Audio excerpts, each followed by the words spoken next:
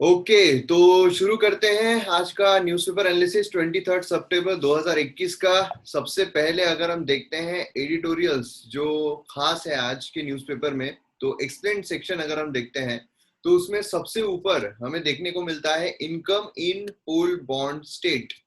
अब देखिए क्या है कि जो पर कैपिटा इनकम है, पर कैपिटा इनकम मतलब क्या होता है कि एक व्यक्ति जो है वो कितना कमा पा रहा है, एवरेजली वो कितना कमा रहा है। तो यहाँ पर इंडियन स्टेट्स के बारे में बात की जा रही है। तो ये वाला जो एडिटोरियल है आप लोगों के लिए होमवर्क है। आज रात का जो हमारा रिवीजन सेशन रहेगा उसमें आपको इस आर्टिकल के बारे में बताना है ना। बहुत ही इजी है, मतलब ये सबसे इजी एडिटोरियल जो है मैं दे रहा हूँ। मैंने पहले सोचा दूसरा दूं, लेकिन फिर मैंने सोचा कि चलो ठीक है, अभी पहले थोड़ा बेसिक से शुरू करते हैं, धीरे धीरे आपको प्रैक्टिस होगी, देन उसके बाद हम थोड़ा इंटेंसिव आर्टिकल जो है उसमें जाएंगे, जो आपको मैं होमवर्क के रूप में दूंगा। नेक्स्ट यहाँ पर आ रहा है कि सिंह जो है ये कैसे किंग मेकर फिर से है कनाडा में, तो ये पॉलिटिसाइज्ड आर्टिकल है जो इम्पोर्टेंट नहीं है। देन यहाँ पर हवाना सिंड्रोम आ रहा है। ये जो हवाना सिंड्रोम है ये बहुत इंपॉर्टेंट है, अगर खासकर हम जीएस पेपर 3 की बात करते हैं। जीएस पेपर 3 में इंटरनल सिक्योरिटी की अगर हम बात करते हैं तो वहां पर हवाना सिंड्रोम ये बहुत इंपॉर्टेंट है। अब सिंड्रोम की बात की जा रही है, तबियत की बात की जा रही है, तो ये कैसे इंटरनल सिक्योरिटी में आ सकता है वही यहाँ पर हमें देखना है। नेक्स्ट उसके बाद अगर हम नेक्स्ट एडिटोरियल पेज पर जाते हैं तो वहां पर हमें एक भी एडिटोरियल काम का नजर नहीं आता है एक्सेप्ट दिस। ये जो है अफगानिस्तान पाकिस्तान अम्बुश, तो इसके बारे में ये क्या है, ये मतलब जो अभी मीटिंग होने वाली थी, ठीक है, उसके बारे में यहाँ पर बात की थी। कौन सी मीटिंग होने वाली थी मैं आगे आपको एक्सप्लेन करूंगा, डिटेल में देखने वाले हैं। मतलब इसमें हम सार्क के बारे में बेसिकली जानने वाले हैं, ठीक है, डिटेल में। ये एडिटोरियल जो है बहुत छोटा है, लेकिन डिटेल में मैं आपको उसके बारे में बताऊंगा, जिससे कि आपको एक होलिस्टिक व्यू जो है वो मिल जाए काफी एक्स्ट्रा इन्फॉर्मेशन के साथ। देन यहाँ पर अगर हम कॉर्ड की बात कर रहे हैं, देखिए अभी कॉर्ड की जो है वो मीटिंग होने वाली है ना। कॉर्ड के बारे में अभी हमने बात की थी, जब कब बात की थी, ऑस्ट्रेलिया यूके एंड यूएस जो है उन्होंने एक ग्रुप बनाया था, है ना, उन्होंने ट्रायलैटरल एक ग्रुप बनाया था, उस टाइम पे हमने कॉर्ड के बारे में बात की थी। अभी उसकी मीटिंग होने वाली है। तो अब यहाँ पर अंदाजे लगाए जा रहे हैं। क्या होता है कि जो भी मीटिंग जब भी होती है तो उसके अंदाजे वाले एडिटोरियल जो है हमें देखने को मिलते हैं। ये सिर्फ अंदाजे ही है, इससे हमें कुछ मिलता नहीं है। तो इसमें टाइम वेस्ट करने में कोई मतलब नहीं रहता है। जब मीटिंग हो जाए, कौन कौन सी बातों पर चर्चा हुई वो जानना जरूरी होता है, रादर देन कि कौन कौन सी बातों पर चर्चा हो सकती है। ठीक है, यूपीएससी में कौन से क्वेश्चन आ सकते हैं और कौन से क्वेश्चन आए हैं, दोनों में जमीन आसमान का फर्क होता है। इसीलिए यहाँ पर जो भी मीटिंग हो रही है, जब होने के बाद डिस्कशन करना वो ज्यादा इंपॉर्टेंट रहता है। तो यहाँ पर कॉर्ड में कौन कौन सी बातें हो सकती है, यही हो सकती है, तालिबान के बारे में बात हो सकती है। देन उसके बाद जो उन्होंने ट्रायलैटरल ग्रुप बनाया हुआ है ऑस्ट्रेलिया यूके यूएस, उसके बारे में बात हो सकती है। क्लाइमेट के बारे में बात हो सकती है, इंडो पैसिफिक रीजन जो है उसके सिक्योरिटी के बारे में बात हो सकती है ना। तो यही सारी बातें होगी। अब ये किस तरीके से होती है, क्या उसमें लाया जाता है, वो तो मीटिंग के बाद ही पता चलेगा। देन उसके बाद यहाँ पर a power of story telling, again यहाँ पर ये भी इंपॉर्टेंट नहीं है। देन उसके बाद अगर हम बात करते हैं आइडिया स्पीच की, तो अगेन यहाँ पर भी एक कोएलिशन फॉर अमेरिका मतलब कॉर्ड जो उसी के बारे में यहाँ पर चर्चा हो रही है, जो हम कॉर्ड की मीटिंग के बाद देखने वाले हैं। देन यहाँ पर अगर हम देखते हैं तो रीडिंग गोवलकर एंड सावरकर, क्या हो रहा है कि सिलेबस जो है, सिलेबस में इनके बारे में बताया जा रहा था। अब सिलेबस से इनकी जो बातें हैं उसको हटा दिया गया। अब यहां से क्या होता है कि जब भी हम सिलेबस में कोई भी अगर लीडर की हम बात करते हैं, वो किसी भी आइडियोलॉजी के हो, ठीक है, अगर एक पर्टिकुलर सेट ऑफ आइडियोलॉजी अगर वो प्रमोट कर रहे हैं, अगेन अगर रिलीजियस कोई आइडियोलॉजी भी प्रमोट कर रहे हैं, तो क्या उनको सिलेबस में रखना चाहिए, सिलेबस से निकाल देना चाहिए। एक तरफ हम ये बोल सकते हैं कि सिलेबस जो है उसमें नहीं रखना चाहिए, क्योंकि हमारे यहाँ पर कोई भी रिलीजियस चीजें जो है वो प्रमोट नहीं की जा सकती किसी भी कॉलेज में या स्कूल में।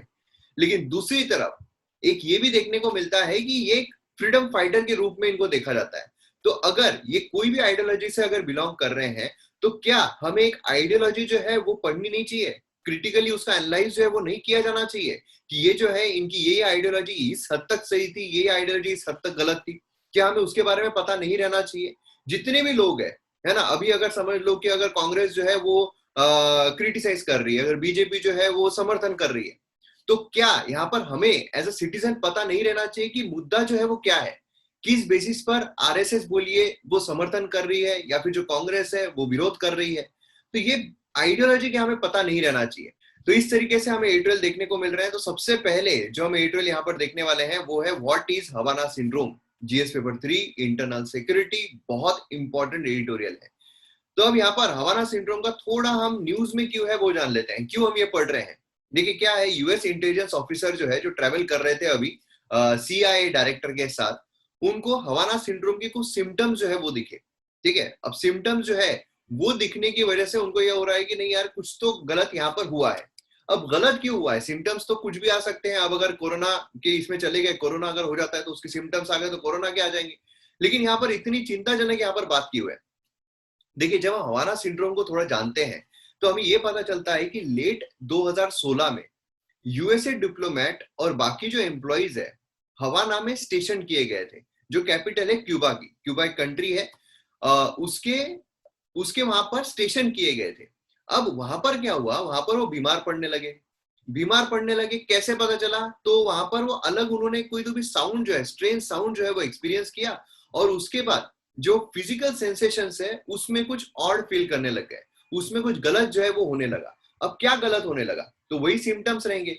सिम्टम्स के रूप में अगर हम देखते हैं तो फुल बॉडी में अलग अलग तरीकों की चीजें हमें देखने को मिलती है। मतलब उसमें एक्यूट जो सिम्टम्स है वो भी देखने को मिलते हैं, एंड क्रॉनिक जो है वो भी हमें देखने को मिलता है। अब एक्यूट और क्रॉनिक इसमें डिफरेंस क्या है वो भी हम आगे देखेंगे।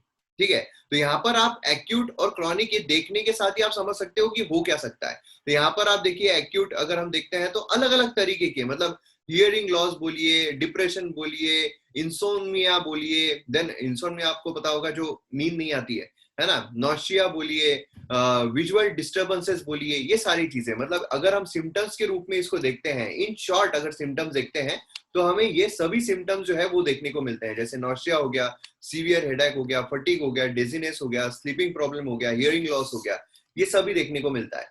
उसी के साथ साथ यहाँ पर ज्यादा क्रॉनिक प्रॉब्लम अगर हम देखते हैं तो उसमें भी जो हमारे शरीर के जो पार्ट्स हैं वो सही तरीके से काम नहीं करते हैं। मतलब हम जो सोच रहे हैं कि हाथ ऐसा जाना चाहिए तो हाथ ऐसा नहीं जा रहा है ना। देन उसके बाद नींद जो है वो सही तरीके से नहीं आ रही है।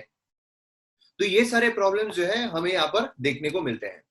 अब सवाल ये आता है कि क्रॉनिक डिसीज और एक्यूट डिसीज जो इसमें डिफरेंस क्या है, ये कई बार आपको साइंस एंड टेक्नोलॉजी में पूछ सकते हैं।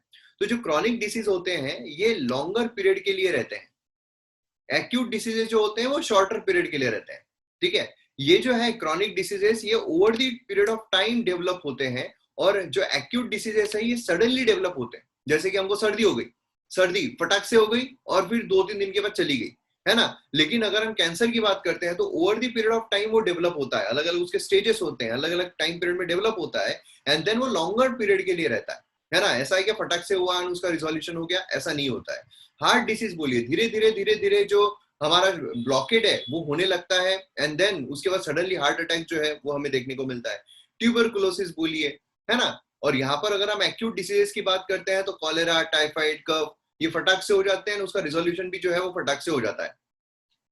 ये जो होते हैं chronic diseases severe long term effects देते हैं, एंड वही अगर हम एक्यूट डिसीजेस की बात करते हैं तो ये लॉन्ग टर्म या फिर इल एफर्ट जो है यहाँ पर इतना ज्यादा नहीं होता है। तो ये डिफरेंस है क्रॉनिक डिसीजेस और एक्यूट डिसीजेस में। अब नेक्स्ट यहाँ पर अगर हम देखते हैं तो रीजन क्या है, यहाँ पर जो यहाँ पर इलनेस जो हो रही है इनको, हमारा डिसऑर्डर जो यहाँ पर हमें देखने को मिल रहा है, तो बेसिकली यहाँ पर माइक्रोवेव रेडिएशन एनर्जी जो है उसका इस्तेमाल किया गया जिसकी वजह से ये सिंड्रोम जो है वो हो जाए। तो अब यहाँ पर हमें ये पता चल रहा है धीरे धीरे कि सिंड्रोम जो है कोई नेचुरल नहीं है, कि मतलब है वो निसर्ग में और सडनली यहाँ पर हो गया। ये मैन मेड तरीके से जानबूझकर इलनेस जो है वो दी जा रही है। यहाँ पर इलनेस दी जा रही है मतलब क्या, शरीर को, आउटर शरीर को कोई भी दर्द नहीं हो रहा है। आउटर शरीर को किसी, अब अगर आप चाकू मार दिया पेट में तो पेट में दर्द हो रहा है, लेकिन बाहर से चाकू मारा हुआ है ना, तो मतलब क्या है, बाहर की जो बॉडी है उसमें भी चेंजेस हुए हैं, एंड इंटरनली भी यहाँ पर ब्लीडिंग हो रही है उस वजह से।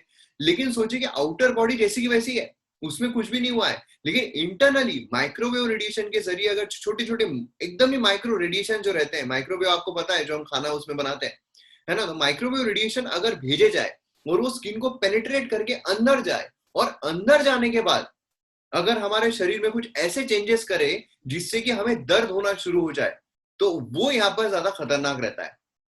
ये चीज को हम वेपन बोलते हैं। ठीक है, तो ये जो वेपन है ये यहाँ पर अलग अलग कंट्रीज के द्वारा कई बार इस्तेमाल किया गया, इसको माइक्रोवेव वेपन कहा जाता है। तो microwave weapon, biological weapon, biological weapon क्या रहता है, जैसे कि कोरोना वायरस हो गया, है ना। अगर किसी ने इसी तरीके का जो वायरस है वो अगर बनाकर अगर सर्कुलेट कर दिया तो अलग अलग लोग जो है तबाही मच जाती है, लोग इतने सारे मर जाएंगे, है ना। तो मतलब कोई यही नहीं है, कोई दोहरा ही नहीं है कि यहाँ पर आपको मशीन्स जो है उसकी जरूरत नहीं पड़ेगी, आपको बड़े बड़े बॉम्ब बनाने की जरूरत नहीं पड़ेगी, आपको बड़े बड़े न्यूक्लियर वेपन्स बनाने की जरूरत नहीं पड़ेगी। एक छोटा सा वायरस बना दो और उसको सर्कुलेट कर दो, हो गए, लोग धड़ाधड़ मरना शुरू हो जाएंगे, है ना। उसी तरीके से यहाँ पर माइक्रोवेव वेपन है कि अगर समझ लीजिए कोई सोल्जर जो है अगर वो झाड़ियों में छुप रहे हैं, कोई जंगल है, जंगल इलाके में अगर छुपे हुए हैं आगे वाले के सोल्जर्स, तो उनको किस तरीके से मारा जा सकता है। एक तो ये है कि जंगल में हम आग लगा देंगे, दूसरा ये कि वहां पर बम्बार्डिंग जो है वो कर देंगे, तीसरा ये है कि यहाँ पर माइक्रोवेव वेपन का भी हम इस्तेमाल कर सकते हैं। माइक्रोवेव वेपन क्या करता है, यहाँ पर पेनिट्रेट करता है, स्किन को पेनिट्रेट करते हुए जाता है, और उसी के साथ साथ यहाँ पर जो अंदर हमारे अंदर जो पानी है उसको इतना गर्म कर देता है कि एकदम से अचानक हमारे शरीर में पेन जो है वो शुरू हो जाता है, दर्द जो है वो शुरू हो जाता है। तो ये अलग अलग कंट्रीज, चाइना जो है उसके द्वारा भी यहाँ पर बोला गया है माइक्रोवेव वेपन के बारे में, जो यूएसए है उसके द्वारा भी एक्टिव डिनायल सिस्टम यहाँ पर यूएसए जो है उसका यहाँ पर हमें देखने को मिलता है। तो यहाँ पर इलेक्ट्रोमैग्नेटिक एनर्जी जो है वो भेजी जाती है शरीर में। सोचिए आप जैसे वैसे अभी बैठे हुए हो, यहाँ पर आपकी इलेक्ट्रोमैग्नेटिक एनर्जी अगर छोड़ दी गई आपके शरीर में, अपने आप आपको दर्द जो है वो शुरू हो जाएगा, समझ में नहीं आएगा हो क्या रहा है ना। वो हवाना सिंड्रोम ये हमें देखने को मिल रहा है। तो इस तरीके से चीजें जो है वो हो रही है। तो यहां पर आप देख सकते हो ये क्या है, ये डायरेक्ट एनर्जी वेपन है। डायरेक्ट एनर्जी वेपन ये एम करता है highly focused energy, sonic, laser या माइक्रोवेव फॉर्म में। हाई फ्रीक्वेंसी इलेक्ट्रोमैग्नेटिक रेडिएशन जो है वो वाटर को, ह्यूमन बॉडी हमारे शरीर में जो पानी है उसको हीट अप करते हैं। सडनली जो हमारा पानी इतना गर्म हो जाता है जो डिस्कंफर्ट और पेन कॉज करता है। कंट्रीज जिनके पास माइक्रोवेव वेपन जो है वो पाए गए हैं या फिर उन्होंने बोला है, सबसे पहले तो चाइना जो है उसने सबसे पहली बार यहाँ पर रखा था माइक्रोवेव वेपन, जिसका नाम था पॉली WB1। तो आपको ऐसा क्वेश्चन भी आ सकता है प्रीलिम्स में कि poly WB1 was recently in news, ये क्या है। क्योंकि ऐसा बोला जाता है कि जो अभी लद्दाख के पास जो चाइना और हमारे बीच जो झड़प हुई थी उसमें चाइना जो है उसने माइक्रोवेव वेपन का इस्तेमाल किया था हमारे सोल्जर्स पर, ऐसा भी बोला जा रहा है। हालांकि ये रिपोर्ट्स को बहुत ज्यादा खारिज भी किया गया, ये सब किया गया, लेकिन स्टिल न्यूज में तो आया था, इसीलिए इंपॉर्टेंट है ये न्यूज बोलिए। या फिर यूएसए जो है उसने यहाँ पर डेवलप किया था प्रोटोटाइप माइक्रोवेव स्टाइल वेपन का, जिसे एक्टिव डिनायल सिस्टम ये नाम दिया गया। तो इस तरीके से क्या होता है कि आपको एग्जाम में ये जो वर्ड्स है ये पूछे जाते हैं प्रीलिम्स में, और ये आपको बताना पड़ता है। अब सोचिए एक्टिव डिनायल सिस्टम, ये हम ऐसा भी सोच सकते हैं कि ये कोई रोबोटिक्स से रिलेटेड होगा कि रोबोट जो है वो काम नहीं कर रहा है ना, या फिर कोई मशीन होगी, न्यूक्लियर सबमरीन होगी, या फिर कुछ और होगा, मिसाइल होगी, है ना। तो ये सारी चीजें हम सोच सकते हैं कि ये होगा, लेकिन माइक्रोवेव वेपन बोलिए या फिर अगर सिर्फ उन्होंने वेपन का रूप दिया कि it is a type of weapon, तो फिर प्रॉब्लम क्रिएट हो जाएंगे। तो यहाँ पर आपको अच्छी तरीके से पता रहना चाहिए पॉली WB1 और एक्टिव डिनायल सिस्टम ये क्या करता है, माइक्रोवेव वेपन है जो एकदम ही माइक्रो इसमें जो हमारे शरीर में जाते हैं, जो पानी है उसको गर्म करते हैं, एंड देन हमारे अंदर जो पेन है वो शुरू हो जाता है, दर्द जो है वो शुरू हो जाता है। ठीक है, तो ये बहुत ज्यादा इंपॉर्टेंट है। तो अब आपको ये जो चीज है वो समझ में आ गई होगी अच्छे तरीके से। अभी यहाँ पर हम बात करते हैं अफगानिस्तान पाकिस्तान अम्बुश, ये वाला अलग दूसरा आर्टिकल है। अब इसमें आप इससे ही समझ सकते हो अफगानिस्तान पाकिस्तान, है ना, और डैश के साथ बताया गया है, मतलब दोनों के संबंधों की बात हो रही है ना। तो अब यहाँ पर चल क्या रहा है, सबसे पहले अगर हम यहाँ पर कॉन्टेक्स्ट देखते हैं किस बारे में यहाँ पर बात हो रही है, तो सार्क मीटिंग जो है उसको कैंसिल कर दिया गया, सार्क मीटिंग को कैंसिल कर दिया गया। चलिए प्रद्युमन आप मुझे बताइए सार्क जो उसका फुल फॉर्म क्या है।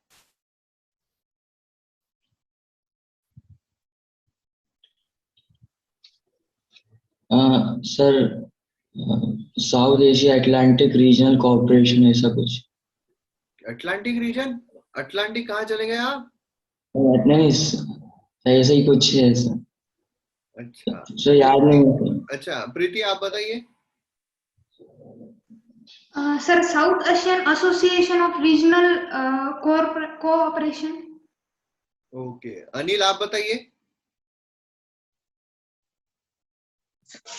सर शायद South Africa, Australia, Russia and China एक का पता नहीं। अरे वो ब्रिक्स है, BRICS. Oh sorry sorry sir, sir ध्यान नहीं रहा मुझे, पढ़े को काफी टाइम हो गया। ओके, चलो आगे देखते हैं किसने सही जवाब दिया। सही जवाब तो दिया है एक ने, सही जवाब क्या है ये अभी देखते हैं। तो यहाँ पर कॉन्टेक्स्ट जो है वो क्या है, सार्क मीटिंग जो है वो कैंसिल कर दी गई है, ठीक है। अब सार्क का सबसे पहले तो हमें पता रहना चाहिए सार्क है क्या, है ना। तो यहाँ पर सार्क के बारे में जब हम जानते हैं तो सबसे पहले तो उसका फुल फॉर्म क्या है वो पता रहना चाहिए। तो फुल फॉर्म है south Asian association for regional cooperation. तो कौन जीतता है यहाँ पर, आप सभी को पता चल गया है। ये स्टैब्लिश किया गया था with the signing of SAARC charter. SAARC charter जो है साइन किया गया था ढाका में 8 दिसंबर 1985 को, ठीक है। अभी जैसे हमने मेकिंग ऑफ द कॉन्स्टिट्यूशन देखे, तो मेकिंग ऑफ द कॉन्स्टिट्यूशन में बहुत सारे जो दिन है वो याद करने पड़ते हैं, बहुत सारी डेट जो है वो याद करनी पड़ती है। तो उसमें एक आध डेट ये भी याद कर लो, है ना, काम ही आएगी।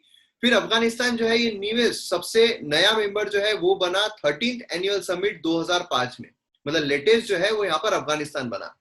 और इसका हेडक्वार्टर और सेक्रेटरीट जो है काठमांडू नेपाल में हमें देखने को मिलता है।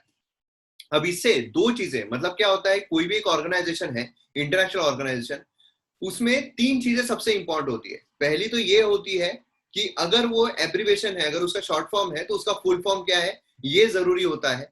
दूसरा ये है कि उसका हेडक्वार्टर जो है वो कहां पर है। तीसरा ये इंपॉर्टेंट होता है कि उसमें मेंबर कंट्रीज कौन कौन सी है, ठीक है। तो ये तीन चीजें सबसे इंपॉर्टेंट होती है। फिर उसके बाद आता है कि वो क्या काम करते हैं, किस रीजन में काम करते हैं, उनका क्या रोल है ना। ये सारी चीजें बाद में सेकेंडरी आ जाती है, लेकिन प्रीलिम्स पर्सपेक्टिव से ये सारी चीजें बहुत इंपॉर्टेंट रहती है। तो यहाँ पर हेडक्वार्टर सेक्रेटरीट काठमांडू में। अब ये दो चीजों से ये तो हम अंदाजा लगा सकते हैं कि यार इसमें मेंबर कंट्रीज कौन सी होगी। एक तो अफगानिस्तान तो 100% है क्योंकि लेटेस्ट उसने ज्वाइन किया था, एंड देन उसके बाद नेपाल जो है वो भी हमें देखने को मिलता है क्योंकि हेडक्वार्टर जो है वहां पर है। तो बाकी कंट्रीज कौन कौन सी होगी, तो यहाँ पर सार्क कंट्रीज को याद रखना काफी आसान है। वो नहीं है कि साउथ अफ्रीका, क्या क्या आपने नाम बताया तो अर्जेंटीना, रशिया, चाइना, वैसा कुछ नहीं है। ये उस तरीके का एब्रिवेशन नहीं है। यहाँ पर राउंड घूमना है हमको सिर्फ। अगर आपको इंडिया के आजू बाजू का मैप पता है, ये सार्क कंट्री इंडिया के आजू बाजू की है, तो अगर आपको पूरा मैप पता है इंडिया के आसपास का कंट्रीज का, तो आप इजीली इसका जवाब दे सकते हो। कैसे, तो यहाँ पर आप देखो गोल घूमना है सिर्फ। सबसे पहले शुरू करना है हमको मालदीव से, ठीक है। मालदीव से हमने शुरू किया क्योंकि यहीं पे है ये, ठीक है। एक परिक्रमा लगानी है हमको इंडिया की। यहाँ पर मालदीव से गए हम पाकिस्तान, देन पाकिस्तान से गए अफगानिस्तान, देन अफगानिस्तान से आए हम नेपाल, नेपाल से आए हम भूटान, भूटान से आए हम बांग्लादेश, बांग्लादेश से आए हम श्रीलंका, और श्रीलंका से मालदीव। समझ में आया कैसा हमने राउंड लगाया। इसमें दो चीजें याद रखनी है। एक चीज ये है कि जो चाइना है वो नहीं है, जब हम परिक्रमा लगा रहे हैं तो चाइना जो है वो नहीं है। दूसरी चीज ये याद रखना है कि जो म्यांमार है वो भी नहीं है, म्यांमार नहीं है और चाइना जो है वो नहीं है। तो जब हम परिक्रमा लगा रहे हैं तो जो एमसी है उसको छोड़ देना है, चाइना एंड म्यांमार इनको छोड़ देना है। बाकी एक परिक्रमा जो है वो हमको इंडिया के बहुत ही, ऑफ कोर्स इंडिया है, नहीं तो अनिल तुम्हारा ये है कि जो मेन है वो छोड़ देते हो, बाकी चीजें बताते हो। तो इंडिया है, ठीक है। सर मैं पूछने ही वाला था आपको कि इंडिया इंक्लूड है या नहीं। हाँ, इंडिया जो है वो भी इंक्लूडेड है इसमें, नहीं तो बस इंडिया को छोड़ दोगे। तो एक बार फिर से देखते हैं मालदीव, फिर मालदीव से गए पाकिस्तान, पाकिस्तान से अफगानिस्तान, अफगानिस्तान से नेपाल, नेपाल से भूटान, भूटान से बांग्लादेश, बांग्लादेश से श्रीलंका, ठीक है। तो ये पूरी एक परिक्रमा लगा के, और इंडिया, तो ये सारी कंट्रीज जो है वो हमको यहाँ पे देखने को मिलती है। अब यहाँ पर कोऑपरेशन जो है, कोऑपरेशन सार्क का वो किस पर बेस्ड है, ये बेस्ड है for the principles of sovereign equality. यहाँ पर क्या है, सभी जो देश है, जितने भी देश सार्क में हमें देखने को मिल रहे हैं, ये सोवन है। सोवन मतलब क्या होता है कि इनकी अपनी एक आजादी है, ठीक है, ये आजाद है अपने अपने रूप में, और इनकी सोवरेनिटी को हम हानि नहीं पहुंचाएंगे, सभी इक्वल है हमारे लिए। टेरिटरियल इंटीग्रिटी जो है वो यहाँ पर हमें देखने को मिलती है, ये प्रिंसिपल पर बेस्ड है। तो प्रिंसिपल आपको सीधे लिखने को आ सकते हैं। तो सोवरेन इक्वालिटी, टेरिटरियल इंटीग्रिटी, जो टेरिटरी है एक दूसरे टेरिटरी में हम घुसपैठ नहीं करेंगे। देन उसके बाद पॉलिटिकल इंडिपेंडेंस, जो पॉलिटिक्स है उसमें हम इंटरफियर नहीं करेंगे, and non interference in the internal affair, ये प्रिंसिपल पर बेस्ड है। तो बीच में जो बिम्स्टेक है वो लाने की वजह से ऐसा बोला जाए सार्क जो है उसका कोई अस्तित्व ही नहीं रहा, सार्क जो है वो कुछ काम का ही नहीं है। क्यों ऐसा बोला जा रहा है, ये दो आप प्रिंसिपल देखो, ये territorial integrity and non interference in the internal affair. अगर किसी का माइक ऑन है तो म्यूट कर दो, ये दो चीजें हमको देखने को मिल रही है, ठीक है। अब इसमें टेरिटरियल इंटीग्रिटी और नॉन इंटरफेरेंस क्यों आ रहा है? सबसे पहले तो नॉन इंटरफेरेंस इंटरनल अफेयर में क्यों नॉन इंटरफेरेंस? अगर आप देखोगे पाकिस्तान, ठीक है, यहाँ पर पाकिस्तान अगर आप देखोगे तो कश्मीर का जो मुद्दा अभी हुआ था, है ना, उसमें कंटिन्यूसली इंटरफेयर कर रहा था। तो कंटिन्यूसली इंटरफेयर कर रहा था मतलब यहाँ पर जो हमारी पॉलिसी है, जिस प्रिंसिपल पर ये बेस्ड है, non interference in the internal affairs, ये यहाँ पर हैम्पर हो रहा है। दूसरा ये टेरिटरियल इंटीग्रिटी, जो पीओके है उससे कॉम्प्लिकेशन जो है वो चल रहे हैं। पीओके बेसिकली इंडिया का पार्ट है, इससे कॉम्प्लिकेशंस बहुत ज्यादा चल रहे हैं। तो यहाँ पर टेरिटरियल इंटीग्रिटी बोलिए, सोवरेन इक्वलिटी बोलिए, देन पॉलिटिकल इंडिपेंडेंस बोलिए, नॉन इंटरफेरेंस इंटरनल अफेयर बोलिए, सभी यहाँ पर हैम्पर हो रहे हैं बिटवीन इंडिया एंड पाकिस्तान। तो इस वजह से क्या होता है, मोस्टली मीटिंग्स जो है वो बहुत डिले होती है, मीटिंग्स या तो होती ही नहीं है। इस तरीके के प्रॉब्लम्स हमें देखने को मिलते हैं। इसे सार जो है उसका कोई अस्तित्व ही नहीं है, मतलब ही नहीं है, ऐसा बोला जा रहा है। और इसी वजह से, इसी का फायदा उठाते हुए आपको यूपीएससी में क्वेश्चन आ सकता है कि क्या सार्क का कोई रिलेवेंस नहीं है, या फिर बीमस्टैक आने के बाद क्या सार्क को अब डिसमेंटल कर देना चाहिए, क्या खत्म कर देना चाहिए, क्या इंडिया उसमें से बाहर निकल जाना चाहिए? ऐसे कुछ क्वेश्चंस आपको आ सकते हैं। तो यहाँ पर जो प्रिंसिपल्स है, जिस प्रिंसिपल ये बेस्ड है, वो आपको पता रहना बहुत जरूरी है।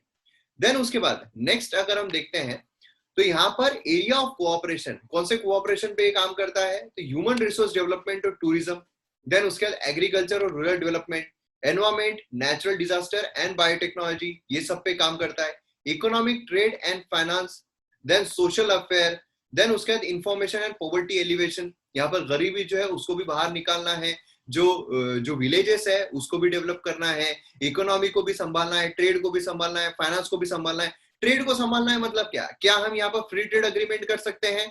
तो उसके बारे में भी हम बात करेंगे जब हम south Asia free trade agreement की बात करेंगे, कि क्या वो सही तरीके से ट्रेड हो। जैसे अगर हम इंडिया और पाकिस्तान देखते हैं तो इंडिया तो बहुत ज्यादा सैंक्शंस लगा देते हैं, है ना। देन उसके पाकिस्तान अगर हम देखते हैं तो बीच में ट्रेड जो है वो रोक देता है। तो ट्रेड जो है वो भी सही तरीके से नहीं हो पा रहा है इंडिया पाकिस्तान के बीच में। अब तो अफगानिस्तान वो अलग से ऑप्शन आएगा, तो अफगानिस्तान का अलग प्रॉब्लम अब शुरू हो जाएगा। तो यही प्रॉब्लम, यही कॉम्प्लिकेशन जो है वो हो रहे हैं। और सार्क मीटिंग जो कैंसिल की गई अभी, उसका भी मेन कारण यही है कि जो तालिबान है वो, उसको इंक्लूड करना या नहीं करना। क्योंकि अफगानिस्तान तो है, अब अफगानिस्तान को रूल कर रहा है तालिबान। तो अब बहुत सारी जो कंट्रीज है, भले ही पाकिस्तान ने बोला कि नहीं, जो पहले ऐसा बोला गया अफगानिस्तान की जो सीट है, क्योंकि घानी जो था उनकी गवर्नमेंट की तरफ से सार्क मीटिंग में आते थे, अब वो है नहीं, तालिबान ने कब्जा कर लिया है, इसीलिए अफगानिस्तान की सीट को हम खाली रखेंगे, ऐसा बोला गया। लेकिन पाकिस्तान ने बोला कि नहीं, अब तो तालिबान रूल कर रहा है, तालिबान को आने दो। लेकिन बाकी कंट्रीज ने बोला हम रिकॉग्नाइज ही नहीं करते हैं, क्योंकि बहुत सारे जो लोग हैं तालिबान गवर्नमेंट में, उनको जो यूएस है उसके द्वारा काफी सारे लोगों को टेररिस्ट करके घोषित किया गया, डिसिग्नेट किया गया है। तो ऐसे सिनारियो में हम कैसे उसको एंटर होने दे सकते हैं? तो ऐसी चीज हमें देखने को मिली। तो इसलिए प्रॉपर कंसेंसस पे ना पहुंच पाने की वजह से जो मीटिंग है वो कैंसिल कर दी गई। और इसी तरीके से हर बार, मतलब ये तो अभी एक दूसरी चीज है, लेकिन ऐसे भी अगर आप देखोगे मीटिंग जो है वो कंटिन्यूसली कैंसिल होती रहती है। Energy, transport, science, technology, education, security, ये सब में हमें यहाँ पर चर्चा देखने को मिलती है। देन उसके बाद ऑब्जेक्टिव अगर हम देखते हैं, मेन ऑब्जेक्टिव क्या है सार्क का? तो ऑब्जेक्टिव ये है कि यहाँ पर हमें प्रमोट करना है welfare of the people south Asia में, जो साउथ एशिया रीजन है वहां पर प्रमोट करना है, ठीक है, साउथ अफ्रीका में नहीं। एंड देन यहाँ पर क्वालिटी ऑफ लाइफ को इंप्रूव करना है, economic growth, social progress, cultural development, ये सभी को हमें क्या करना है? एक्सेलरेट करना है। जो कलेक्टिव सेल्फ रिलायंस है उसको प्रमोट करना है, एंड म्यूचुअल ट्रस्ट को कंट्रीब्यूट करना है, अंडरस्टैंडिंग को कंट्रीब्यूट करना है, ठीक है। तो एक दूसरे की प्रॉब्लम्स को हम समझ सके और उसका रिजोल्यूशन हम निकाल सके, ये चीज हमको यहाँ पर देखनी है। तो ये चीज होती है। उसी के साथ यहाँ पर एक्टिव कोलैबोरेशन जो है वो यहाँ पर हो, इकोनॉमिक, सोशल, कल्चरल, टेक्निकल और साइंटिफिक फील्ड्स में। देन यहाँ पर कोऑपरेशन जो है डेवलपिंग कंट्रीज के साथ उसको स्ट्रेंथन किया जाए, जिससे कि डेवलपिंग कंट्रीज जो है उसको भी हम डेवलप्ड कंट्री की तरफ ले जा सके। जो इंटरनेशनल फोरम है उस पे एक दूसरे का कोऑपरेशन जो उसको स्ट्रेंथन करना है। Then international and regional organisation जो है सिमिलर, जिनका एम है, पर्पस है, उनको भी यहाँ पर साथ में रखा जाए। तो ये सारी चीजें हमें यहाँ पर देखने को मिलती है। अब इंडिया के लिए अगर हम सिग्निफिकेंस देखते हैं कि इंडिया का क्या सिग्निफिकेंस है यहाँ पर, इंडिया को क्या फायदा है, क्योंकि जब अगर आपको ऐसा क्वेश्चन आता है मेंस में कि बताओ क्या सार्क जो है वो जरूरी है, क्या सार्क को हम खत्म कर सकते हैं, क्या सार्क का कोई रिलेवेंस नहीं रहा है, तो उसके लिए इंडिया के लिए सार्क कितना इंपॉर्टेंट है वो भी पता रहना चाहिए। तो सार्क इंडिया की जो नेबरहुड फर्स्ट, यहाँ पर पॉलिसी है उसको ये सार बहुत अच्छी तरीके से देखता है, क्योंकि जितने भी नेबरिंग कंट्रीज है एक्सक्लूडिंग चाइना एंड म्यांमार, उन दोनों को एक्सक्लूड करके हम सारी कंट्रीज जो है उनको एक साथ रख रहे हैं, है ना। देन उसके बाद जियोस्टैटिक सिग्निफिकेंस है, क्योंकि अगर आप देखोगे चाइना जो है वो इसका भाग नहीं है, चाइना पूरे इंडियन ओशन में बोलिए आसपास बोलिए अपना वर्चस्व बनाने की कोशिश कर रहा है। तो ऐसे सिनारियो में जो अलग अलग कंट्रीज है, नेपाल बोलिए, श्रीलंका बोलिए, जो वो डेप्ट ट्रैप में फंसती जाएगी चाइना के, तो उसमें हमें यहाँ पर काफी स्ट्रेटेजिकली इंपॉर्टेंट सिग्निफिकेंस देखने को मिलता है। रीजनल स्टेबिलिटी, रीजन के स्टेबिलिटी के लिए, नहीं तो चाइना जो है वो पूरा हथिया लेगा, तो रीजनल स्टेबिलिटी यहाँ पर बहुत जरूरी है। ग्लोबल लीडरशिप रोल बोलिए, है ना, एंड इंडिया की एक्ट ईस्ट पॉलिसी जो है उसके लिए भी एक गेम चेंजर जो है वो साबित हो सकता है। तो ये कुछ फायदे सिग्निफिकेंस जो है वो यहाँ पर हमें देखने को मिलते हैं। अब यहाँ पर आता है चैलेंजेस। चैलेंजेस क्या क्या है? सबसे पहले तो मीटिंग जो है बहुत कम होती है, ठीक है, बहुत ही कम, रेयरली मीटिंग होती है।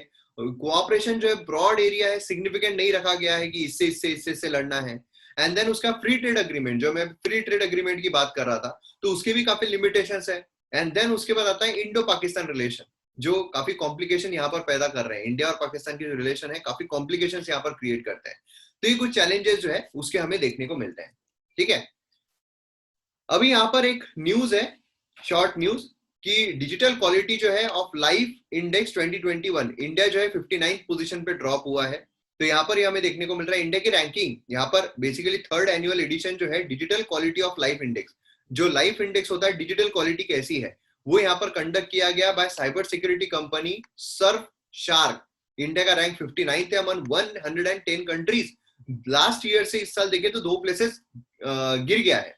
एंड यहाँ पर क्या क्या देखा जाता है? E government 33, E security 36, internal affordability 47, internet quality 67, E infrastructure 91। इस तरीके से हमें देखने को मिल रहा है।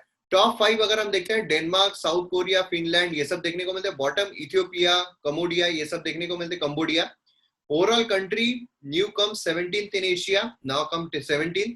ई सिक्योरिटी जो है वो अगर हम देखें तो इंप्रूव हुआ है, और उसी के साथ साथ यहाँ पर कंट्री आउट परफॉर्म जो है बांग्लादेश इन 4 digital wellbeing pillars but fall short on E infrastructure, ठीक है। तो ये भी एक इंपॉर्टेंट चीज है।